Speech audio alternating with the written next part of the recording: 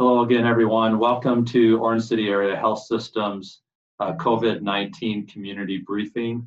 My name is Marty Guthmiller. I'm the CEO at Orange City Area Health System, and this is the 16th edition of the community briefing. So we hope you enjoy it. And I'm giving you a break today from just me to Jeanne Jungers, and we'll talk to Jeanne in just a couple minutes. First, though, I have an updated scoreboard for us. It's a little bit different than yesterday in the fact that I may have misrepresented yesterday, in fact, that we had a 6th positive. We actually have 5 positives. And so the tests performed here are 81. We have 5 positives, as I mentioned, 74 negatives, and currently have 2 cases, 2 tests pending. I was talking with one of the physicians today and just sitting in various meetings and looking at various data, we all have a question of, oh, when is this over? When are we going to be through with this? And without being too depressing, the answer is not for a long time, most likely. Does that mean that our lives won't go on and we won't get back to normal? No, but the virus is here, and the virus will stay, and we'll continue to have people infected over time. Now, that's life. We live in a world with virus. We usually live in a world where things are treatable. We have treatments and maybe even vaccines in some cases. And that was all part of flattening the curve to get to the point where treatments are available and our vaccines are made available, not to eliminate the disease, because we won't be able to do that. So it's going to be really, really important that we all maintain social distancing measures using common sense, and whenever possible. So please continue to do that. Apply the filter of common sense to everything as we go about reopening various phases. I mean, all of phases of our life in various phases. So whether it's Major League Baseball or the NFL or going out to eat, please use common sense in that regard. There's been a ton of buzz about the wearing of masks lately. And so we thought today we would hopefully clear some of the fuzziness of all that. Businesses are criticized publicly for not enforcing mask wearing. Businesses are criticized publicly when they do enforce mask wearing. People receive stares and condemnation for not wearing a mask. People get ridiculed when they are obsessed with wearing a mask. You can't win for losing, in other words. Guidelines are unclear. Today, I've invited Jeanne Jungers to join us and wade through this a bit.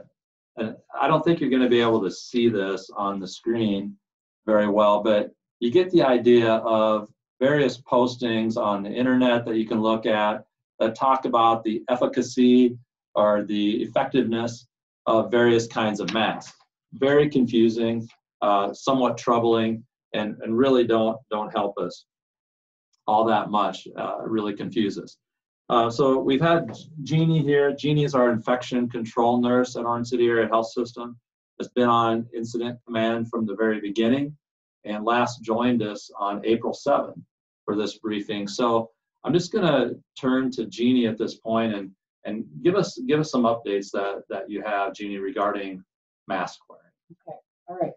Talk a little bit about the role of masks in slowing the progression of the spread of the disease, the spread of the virus. Like Marty said, we're not going to eliminate the virus, but we're hoping to slow that spread, and masks are an important part of that process. In addition to, not as a substitute to, good hand washing, hand hygiene, and the social distancing, maintaining that 6-foot distance from the people that you're with. Marty was just giving me heck before we started because I moved my chair a little bit closer to him. And so we're trying to do our social distancing here as well. So there's really, kind of want to talk about the different kinds of masks. There's these masks that we wear at the hospital that are what we call surgical or procedure masks. And they work to, they go around your nose like this and hook on your ears. They block larger particles. Because this is a new virus, there's still a lot of unknown about the virus. We're learning more all the time, but there's still a lot of unknowns about what size droplets, in what size droplets can the virus be transmitted? Is it in just large droplets, or is it in the very tiny droplets, which is, if you've heard the term aerosolizing, where the droplets are very tiny, that means they're very tiny and they can be transmitted through the air. This surgical mask blocks the larger droplets from the person wearing the mask. If someone has the virus, it blocks those larger droplets. It also, if the person wearing the mask would have the virus, would block some of the droplets from that person from escaping. This mask does not, when you put it on, it does not fit real tightly around the sides or around the bottom. You can fit it tightly around your nose. So stuff, still air droplets potentially can escape from that mask. The next level of mask that we use here at the hospital is called an N95. So it's a thicker mask. N95 means it prevents more than 95% of those tiny little aerosols, microns from, it provides protection from that. It has to be fit tested, meaning the employee has to go through a test where they breathe in like some scented aerosol, and if they can smell it, then it doesn't fit right. And so it fits very tightly. It's a little harder to breathe through. These are the kinds of masks that people, end up, if they wear them for long periods of time, with skin issues, and they're not the most comfortable thing. But so this is the kind of mask that we would wear here at the hospital if we were doing a procedure where there were aerosols going to be generated from that procedure. So this offers the greatest protection. And then we have the cloth masks that all of the public and we can wear out in public. When this pandemic first started, CDC said that's not necessary, that you don't need to wear a mask in public. As they learned more about the virus, what they learned is that the virus can be transmitted from people who don't have symptoms, who are not sick yet. So that's when they changed their guidance to having the public wear cloth masks. And the reason for the cloth masks is because they want to preserve masks like this for hospital care. And so because we were having a shortage at that time of PPE, the personal protective equipment, gowns and masks and gloves, CDC was not going to recommend that the public wear these masks. And so the recommendation came for the cloth masks. There's not been a lot of research done on the effectiveness of cloth masks. The feeling is that cotton has a tighter weave, and if there's a couple of layers, that would be more effective than a looser that just is common sense, like Marty said, makes sense.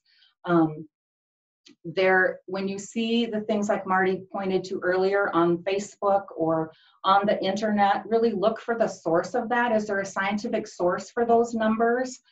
Because there's not been a lot of studies about the effectiveness of cloth masks. However, the feeling is from the CDC that it's better than nothing, and that there probably is some protection, they don't know how much, from wearing that cloth mask. And the recommendation really was that you would wear the cloth mask in public when you were not able to social distance.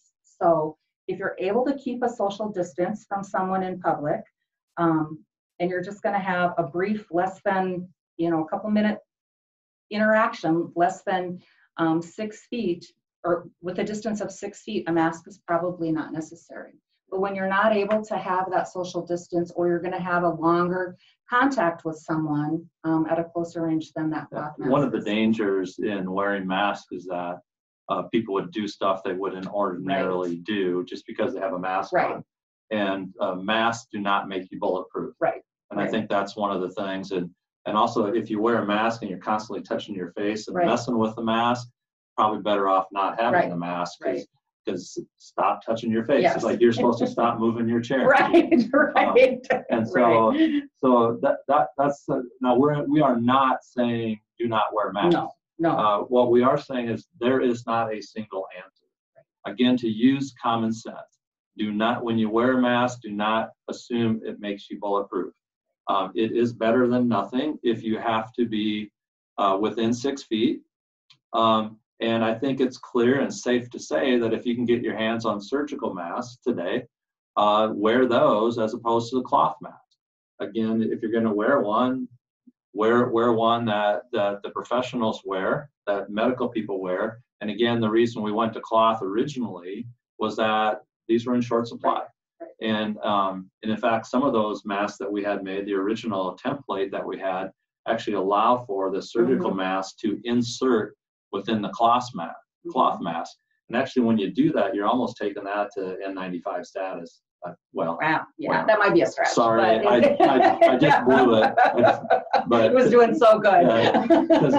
Because that mask is not and things like that. So but it's an extra. It would be definitely an extra layer of protection from just the cloth mask by itself. In 92 and a half. Yeah, maybe. Yeah, there you go. Sorry. So again, I think that hopefully that doesn't confuse you more.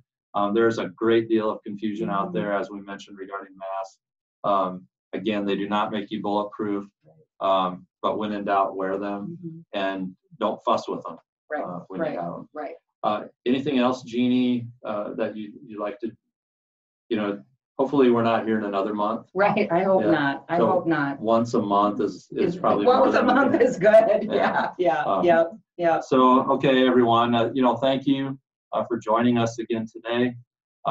Again, we ask you to stay vigilant, stay strong, and stay healthy. Thank you for the privilege of being able to care for you at Orange City Area Health System. We hope to see you soon. Thanks again.